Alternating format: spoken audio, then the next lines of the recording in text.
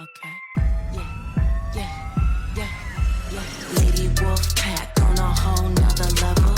Savage as they come, gang of female rebel. Got the sharpest claws, we got the whitest teeth. We coming for your lunch, but we only bring the heat.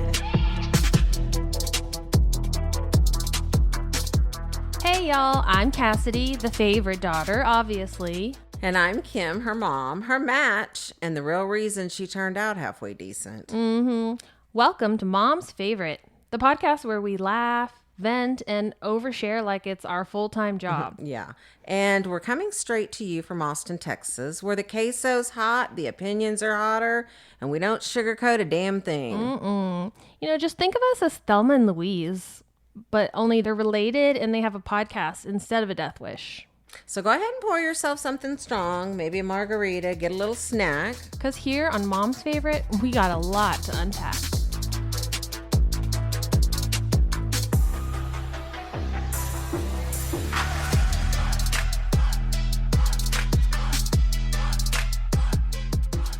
So what do you do on a fun Tuesday afternoon? You hang out with your bestie and talk about everything going on in the world. And I'm so excited today to get to hang out with my bestie, Luressa Smith. Thank you for coming and being my little buddy to talk about all these controversial things going on. Ooh, I love controversy. I know. I love controversy too, as long as it's not me involved. That's right. in it. As long as we're not in the middle. We like to be on the outside looking in. Yeah, for sure. So Luressa and I, we go way, way, way back. I'm sure everybody already knows her, but she is just the peanut butter to my jelly. And we just have the most fun and love travel, love a lot of the same things, love a lot of the same music, the same food, the same, traveling, gambling. People. The same people. Yeah. Yeah. So I'm excited to sit down with you again and kind of just chat it up. Glad to be here. Just us girls, me, you, and Delilah. So before we dive into heavy topics, what have you been up to lately?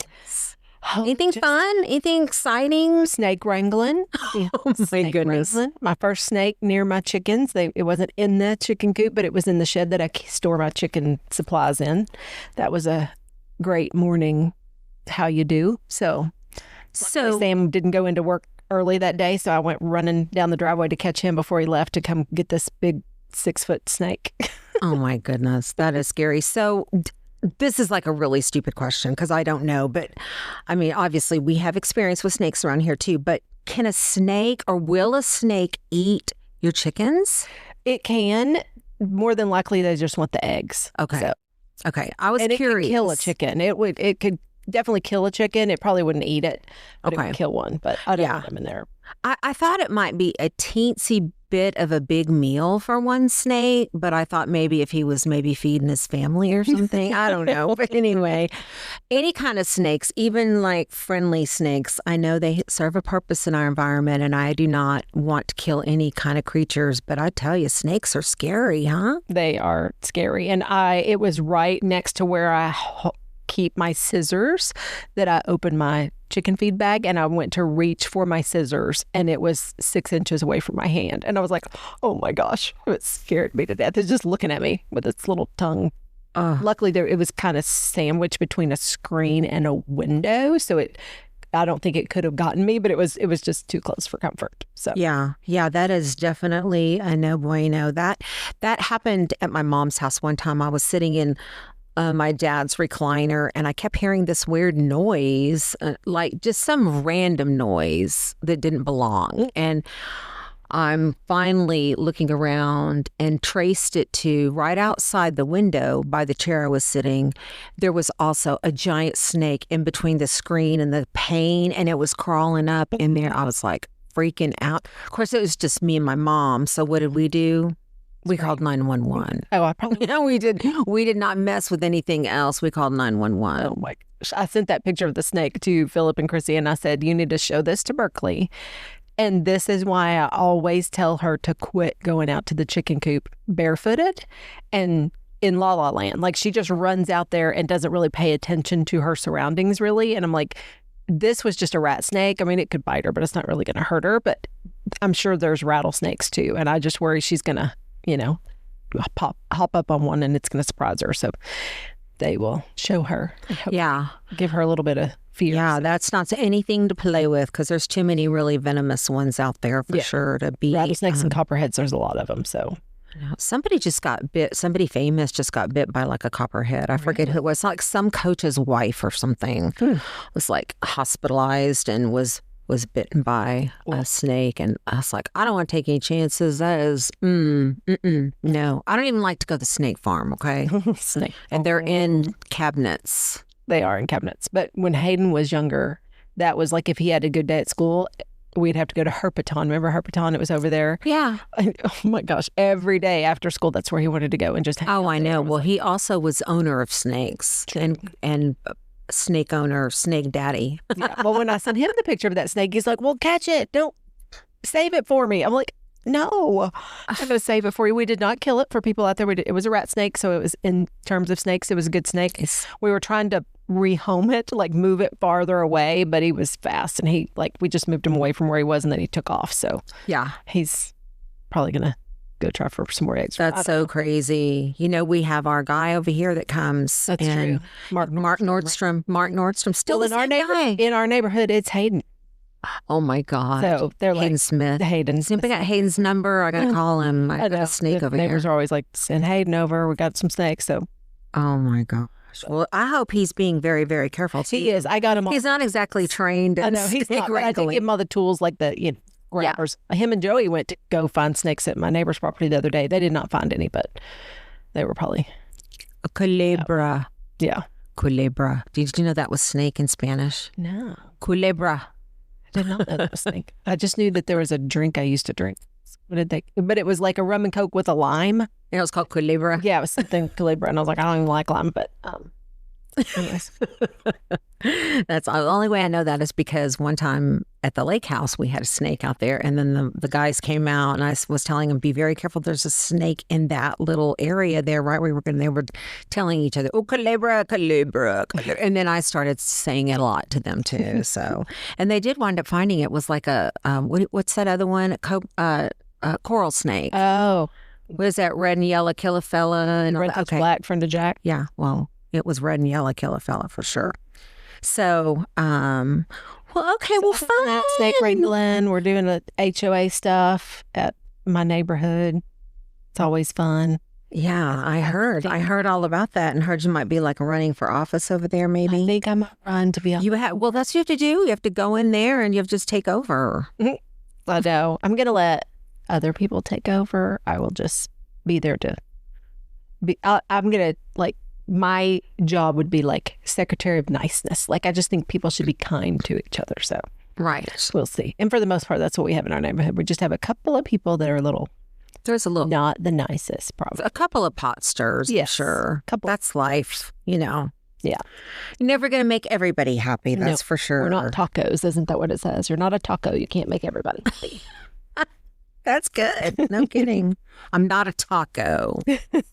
I'm not a cat. Remember that? Remember that guy who was on TikTok not long ago, and he was a judge, or he was talking to a judge, and he was trying to get his Zoom to work. It was way back when nobody knew how to really use it. And he got on there, and then his little picture came up, and it was a cat. He was saying, I am not a cat, judge. And so we say that a lot around here. I'm not a cat. It was...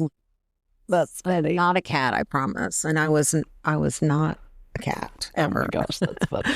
So, the early days of Zooms. Oh, I know. That's so funny. So lately, there's been a couple of things that have been flooding the inboxes and flooding my feeds or whatever you want to call it. I don't know all the terminology, but your For You page. And a couple of them we've kind of talked about because you and I are little talkers and we love to kind of debate situations and stuff.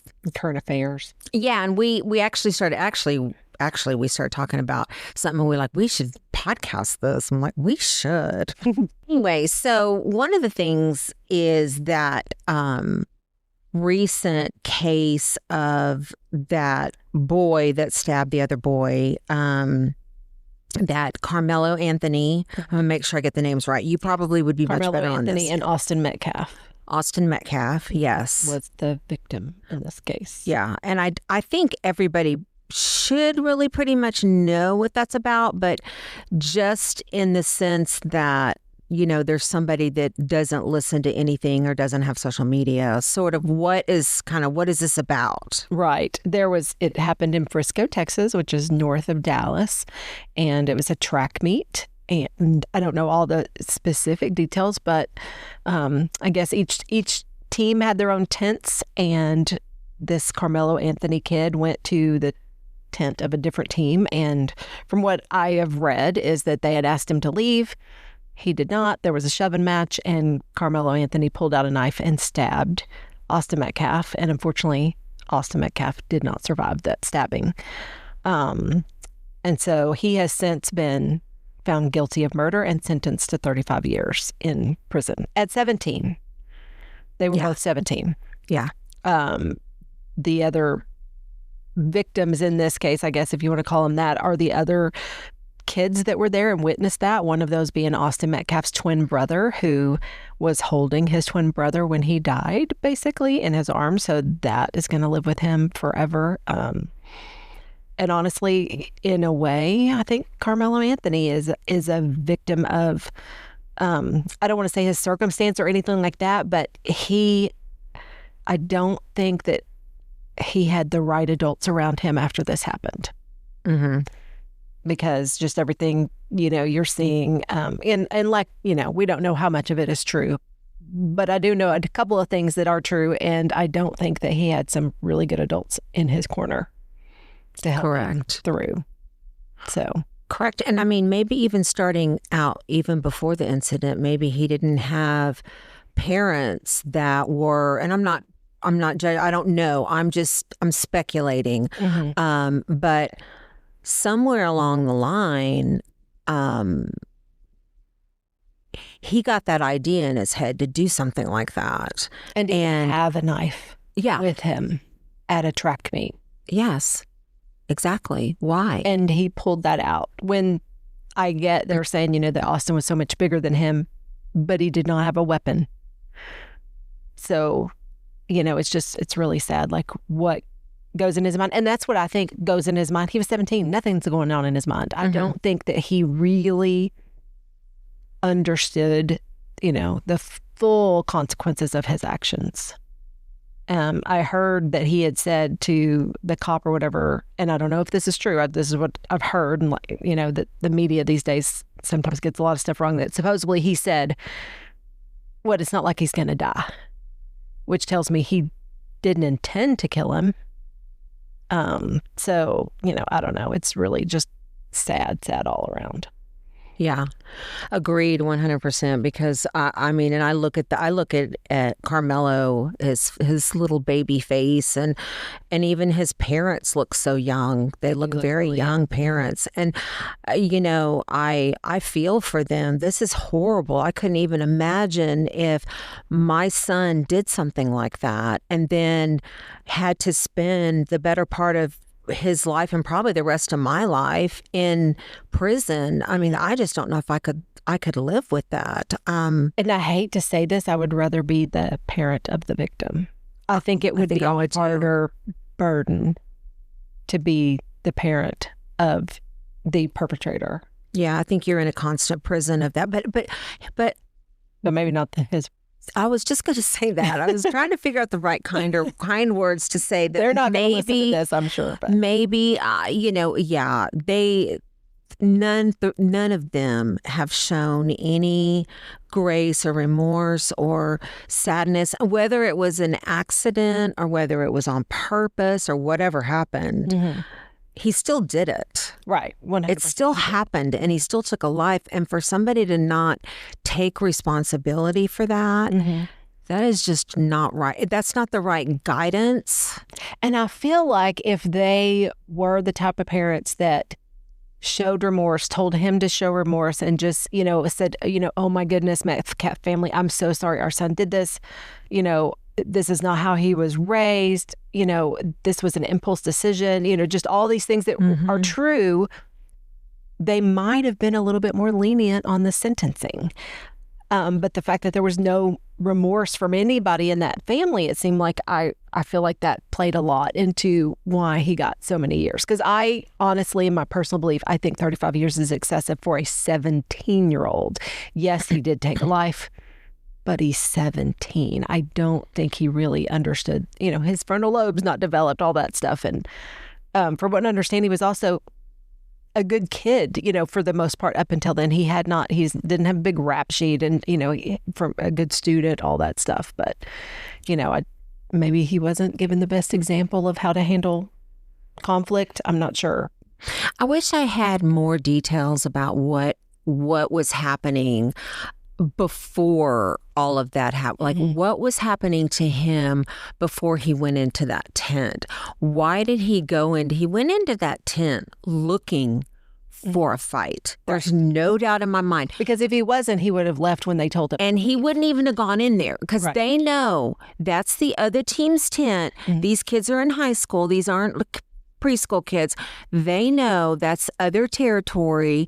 That's another person's area, and they know better than to go through that. And I'll tell you, just from having kids being in team sports and things like that, there's reasons for that because number one, their bags are all over there with their belongings, and they don't want anybody wandering in and out of their stuff. And I can't tell you how much stuff has gotten stolen through the years. That's just from chi irons alone. Okay. Yeah. I did read that I've never had a kid in track that did these kind of things, but I did read from several different places that the track meets were a little bit more social. So it was kind of acceptable to go visit your friends under their tents before they run their event and things like that. So that wasn't normal, but he was asked to leave several times and didn't. And that's when the scuffle, I guess, I don't know exactly how it happened, but I guess Austin Metcalf pushed him to get him out or whatever. Well, I know he said to him something about don't put your hands on me. I think there was some words exchanged. Don't put your hands on me. If you put your hands on me, what's going to happen? We'll fuck around and find out. And then that's when I guess Austin lunged or went to him, and that's when he stabbed him, I guess. Yeah, and I know that on The View of those were just vile. I know that one woman said, that Austin, Karmelo Anthony was only 130 pounds and that and Austin was so much bigger and stuff like that. But don't you have a duty to retreat? I thought that's, and I guess that's why he didn't get self-defense, because I think in Texas, and I'm not a lawyer, I think you have a duty to retreat. You don't go after somebody and then claim self-defense. You can't do that. And so, and I don't know if race was a factor at all. None of us were under that tent. I don't know. I mean, maybe it was and maybe it wasn't. Maybe it was the other way around. Did Karmelo Anthony go after Austin Metcalf because he was white? We have no clue. I don't know. I don't like the fact that the jury was all white. I think that Well, it wasn't all white. Oh, it wasn't. It just wasn't. There wasn't any black or people of color on there, but there was other races. Okay, well that's good. For a fair representation, there should have been. But this is also what I heard as to why, because I thought that was very bizarre before the trial started when they announced that there was no people of color, or there was people of color, but there was no black on the jury. I thought that's kind of weird because it seems like that they can come back and wah cry that there was no jury of our peers.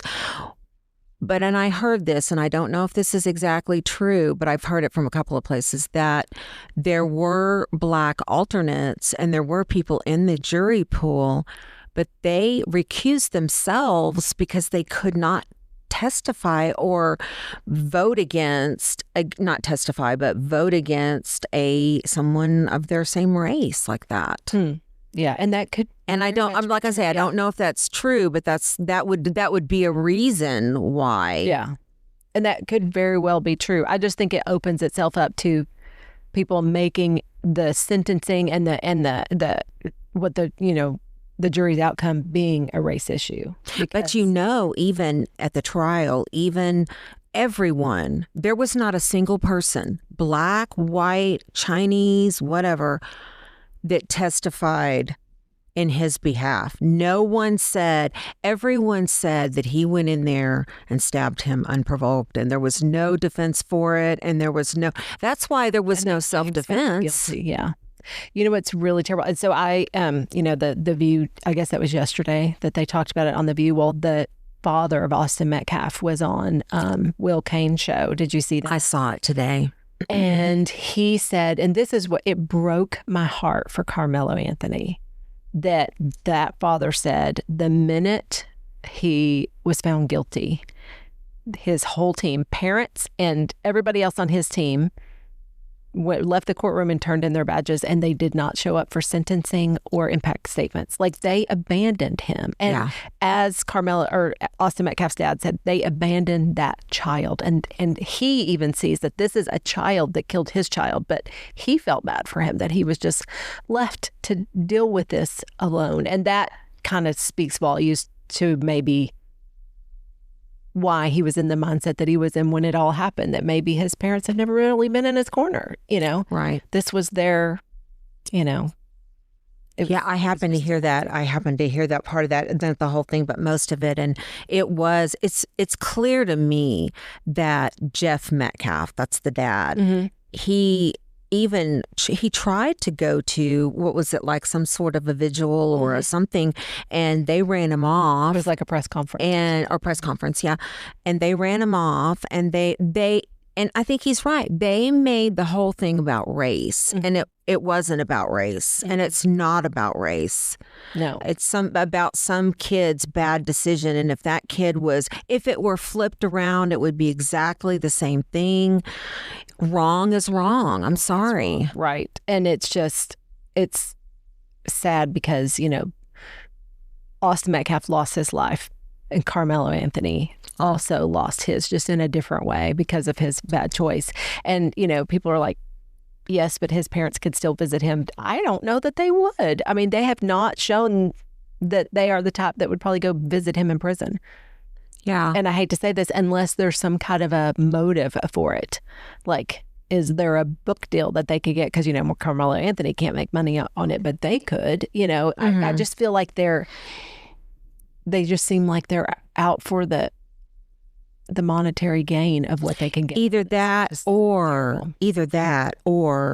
they just fall into the hands of people that are just giving them really bad. True. Like that guy they hired that was like a felon or something, I don't know, to be their like PR person or to help with the trial. I listened to some of his too, and he dropped them because he was saying he was all about it. And what was his name?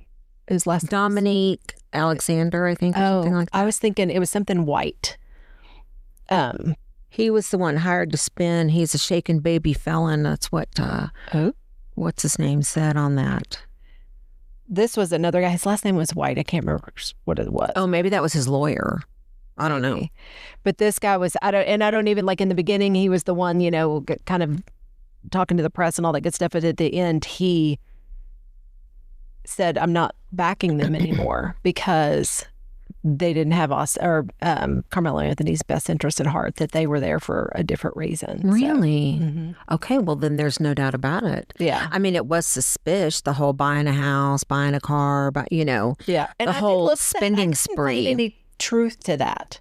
That they bought a house and they bought a car? I couldn't find any truth to that because I did look for that to see if that happened. That's what makes it so hard to really come to any conclusions. And I think that's why everybody should walk through life with an open mind, because you really don't know, unless you were there, you don't really know what's going on. So it's sad. It's really sad. It really is. It really is. And I think if Karmelo had, like you said, shown any bit of remorse, I think more people would stand behind him. I think more people would, be more sympathetic of, we know you did this thing, but, you're 17 and, you have just like probably testosterone, or I don't know, but. Yeah, I mean, you never know what was going on in his head, that day. I mean. what if a girl broke up with him? You never know why he was already in like that state, Yeah. But it's just, I wondered, I don't even know. Do you know if he was offered a plea deal of any kind to plead guilty and like maybe take less, like 8 to 10 or something? I mean, I don't think so. because He is lucky he didn't get the death penalty.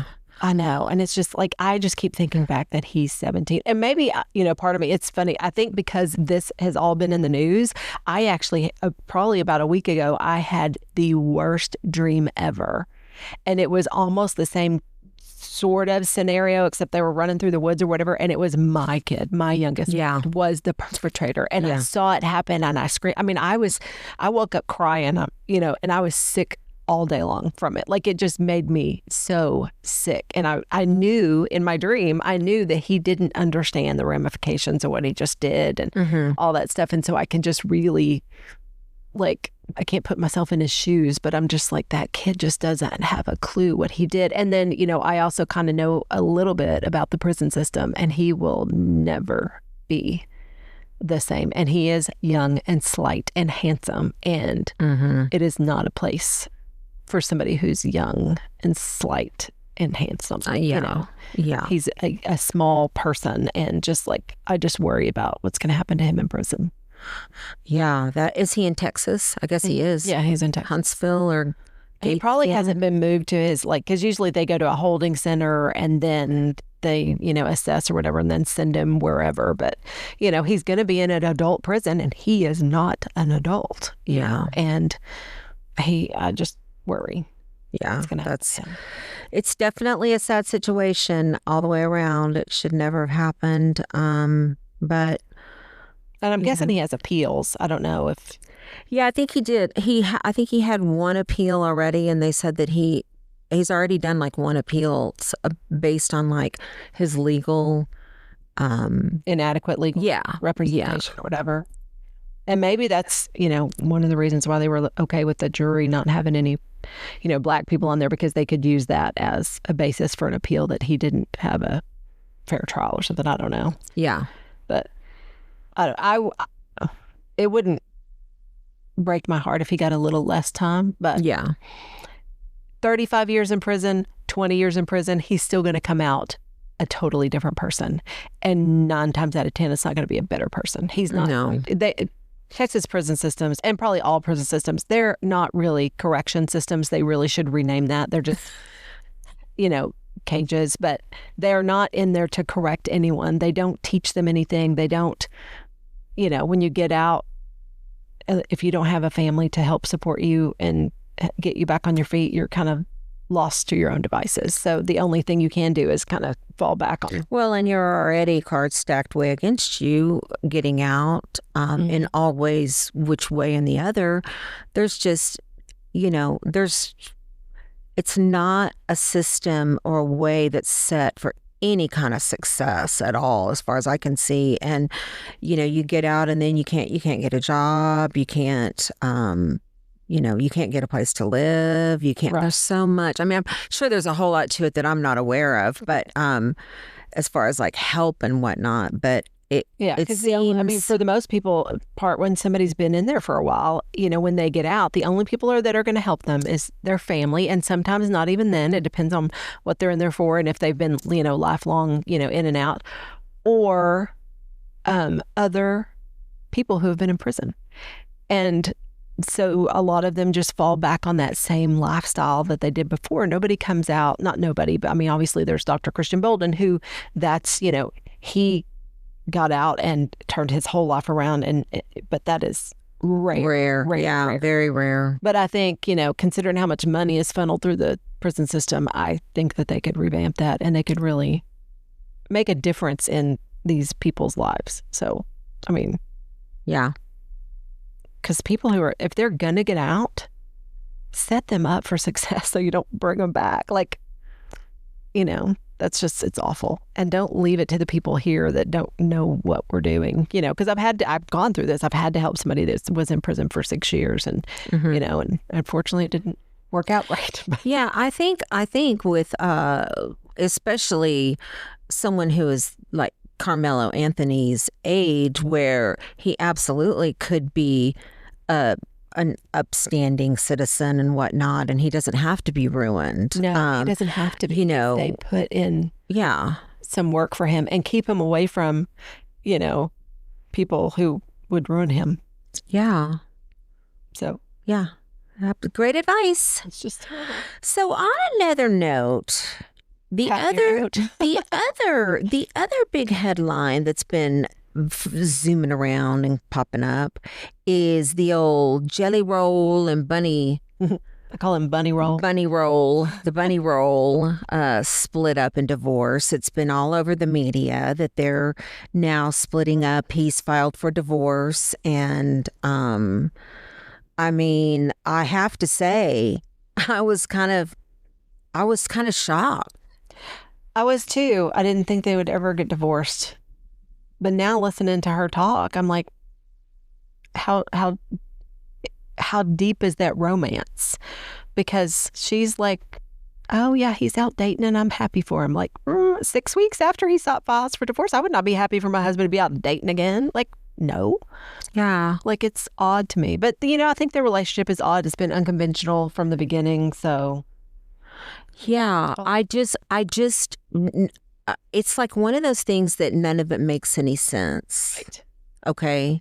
So to give a little bit of backstory, everybody probably knows who they are, but Jelly Roll, the singer, he recently lost 200 and something pounds or whatever. He looks amazing. He's on this high road to fame and fortune, and everything's going great for him.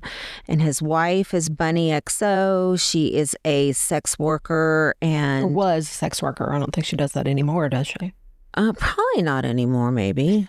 Probably not anymore. She was a sex worker, and she is gorgeous, beautiful, and has kind of her own little following. She's got a podcast, and she's not Jelly Roll as far as I think I looked up. He's 20 million and she's worth like 5 million. Yeah. Well, I mean, she's worth half of that 20 million of his. At least. And then her 5 million. But anyway, they are a very unconditional couple because he obviously is a very enormous. Not take out the enormity of him. He is not handsome I mean, maybe it's just not my type, but I'm trying to find anything appealing about him, and he is just, other than his voice I like, but his look, He's definitely not my type. his look is just not, it's not very cute. All those tattoos all over his face. But anyway, But his personality, I will say, if everything he's putting out there is really truly who he is, and some people can, fake for the media, he seems like he's got a great heart. he does. So He really does. I'm sure that's what she. Yeah, absolutely. And I don't know if I'm sure you did not read it, but I did. I read her book, and it was, of course, it was pretty much, if you could write a book of Bunny XO, AKA her name is Alyssa DeFord, I think anybody could write this book because we would know. She came from a terrible upbringing and terrible, just exposed to over-sexualized parents. Her stepmother was abusive. Her father was he was a musician, her father, and he traveled all over, and then And it was her stepmother's sister or something like that. Also, like, that's who.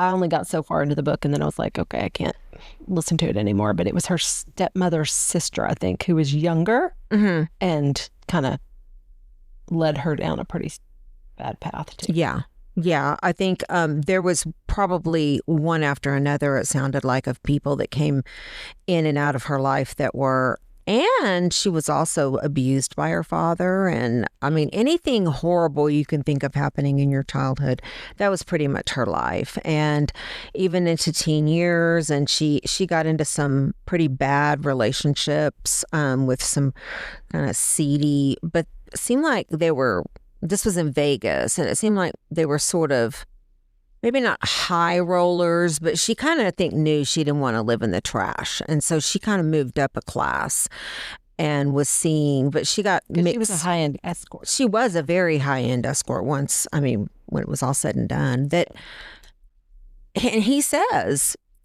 she got him out of, every bit of trouble he was in, as far as he would have been dead, is what she said. And is she what also he says said. she would have been too. Yeah. Yeah. Yeah. So they did kind of save each other, and they got clean together. They got sober together. So that's a big thing too. And so what she said just recently, she said they're trauma bonded, which makes sense. Mm-hmm. Trauma bonded. And I don't know. It just seems like, and she said they're still best friends and they're still going to have a baby together. And which the way she was talking, it seems like maybe this baby's already In the works. growing somewhere. Like, I don't know, because they were saying him, and I do know when you do IVS, you know the sex and stuff like that, but it just seems like it's already moving forward. But the whole thing sniffs to the high heaven to me. My antenna are up big time. I don't buy any of it. And I may not even buy all the way back to, are they really who they portray themselves to be? Meaning, are they really these good people that just came from prison and a sex worker, and we built this empire? The story? Or is this the story? I don't know, but I've heard a lot of people questioning whether or not that's really all. I know the one big person that questions is that one guy in Tennessee that's also got a big following on TikTok and stuff like that. But him, I don't trust. I think he's got a screw loose, it seems like. So I'm just like, well, and then I mean, that leads us into Nicole Arbor. Nicole Arbor is popping up and saying that they're up to a lot of shady stuff. And I mean, I think everybody wants to believe the story of Beauty and the Beast, and he has lost all this weight, and now he is, he's just like turned his life totally. And I even heard he wants to be a pastor now. And all this, it just does not, I'm not buying it. I feel like it doesn't, it sounds like one of your dreams, Luressa. a little out there. Yeah, it does seem a little far out there, a little too made for TV type movie. Yes. Yeah, it does seem like that. I guess I just hope that it is all true, and I just choose to believe that they are who they are putting out there and tell. Yeah, I mean, and I want to believe, everybody wants to believe in a love story, and it was it seemed like, wow, she, and it. When I saw them, especially her, I don't know so much about him. He was kind of like, whatever. But her, she seemed very, very much in love with him. Well, and that's what she says, that she always felt that she was more in love with him than he ever was with her. And I'm like, is he broken? Like, has he seen her? I know. Does he need his eyes checked? Like, well, how in what world is she more in love with him than he is with her? But, I don't know. Everybody's different, I guess, but. I don't know. I also read that he is seeing someone else younger, and she's also pregnant, is what I heard. I heard that, but I don't know if that's. I don't know if it's true either. Maybe that's. Well, and that could be it. And to be honest with you, as much as I am not a proponent for, I still have old-fashioned beliefs that people should at least try to have children with a mother and a father. They should try. It's very difficult to raise kids, and it's anyway. But I really would like to see Bunny. I think I don't know. I bet that she wants to be a better mom than she ever had. So coming from someone who didn't have the best childhood either, I bet she'd be a great mom because she knows exactly what not to do to screw up a child. So I think she would be a great mom. And they said they would still co-parent together and all that stuff. And, it is 2026. So I think that if they did have this child, I think it still would very much have a mother and a father. It just wouldn't be a traditional, right. And I think, I don't know for sure, but the daughter, Bailey, Bailey has been kind of raised by Bunny for the most part. She's been her mother. Yeah, for 10 years. And so, that has been a pretty good little practice run for her. And she seems to really, really, really want to be. And gosh, she's been through in vitros and all this other, and it's hard. Yeah, because that's the other flip side is that, they said for the last year and a half, things have been really rough in their marriage. But for the last year and a half, they've been doing in vitro and all these things, which is, a lot of hormones that they go through and things like that. Like, I feel like maybe they're pulling the trigger too fast, that if you just wait it out, that, marriage is not easy all the time and things happen. And, but from what I understand, their divorce is almost final. Like it's going to be like the easiest, quickest divorce just because they're just going to sign on the dotted line and move on. But, people get divorced and remarry each other. You never know. But yeah, well, I am happy that he seems to be the kind of person, at least starting in on this, because sometimes you start in being real nice, but then after a while you start getting mean in the process of going through divorce. And I hope it stays amicable and that they can remain close, because they do seem like they have a bond. And but I'm happy that Jelly said, or at least I feel like he wants her to be taken care of. Like, she will never have to worry about money again. Yeah, I think so too. I think, if that says a lot to his character. And that's why, a lot of these things that are going on in the background that people are saying how evil these people are. I'm like, I have not seen that, the way that they talk about other people. And, they just seem so empathetic to so many. So it's hard for me to believe. So Reddit happens to think that there is a conspiracy and something's going on, and in the next couple of months there'll probably be some big bombshell of something regarding them. So we'll see. I don't know. Maybe not. Really, because then it's going to taint so many people. Because he has this rise to fame that he has, not only for his music but the story behind his music, is because he sings well. But there are people who sing way better than him, but nobody has his story. Right. And I think that's why, that Somebody Save Me song that's so big, it is a big song because of the story that's behind it. And so if that gets tainted, it's going to be, it's not going to be good for them in the long run, for sure. Yeah, I hope it doesn't either, because I hate to think of something one way, be all, pro team bunny roll, and then come to find out it was all a big, scam. It's all a lie. It's all lies. I'm telling you, lies. So, well, I think that's pretty much all I got on those two subjects. But is there anything else that you want to add, or anything that we are getting ready to just leave here in a few minutes to go celebrate another friend of ours' birthday? So I guess we'll just sign off, and until next time, I want you to come back and we'll have to do a current affairs because I love talking about that. And Lord knows Cassidy does not like to talk about things. Well, she doesn't really have time, but she does not even care. If I said, do you want to talk about Karmelo Anthony, she'd say, who's Karmelo Anthony? She probably wouldn't even know who it was. And so I'm happy that you and I can have these conversations. So anyway, well, have a good day, and thank you for joining us. And we really appreciate you listening into our little nonsense and enjoying. Hopefully we can shed some light on some of these topics that you've been wondering about. And I guess we will chat at you next week. Bye. Bye.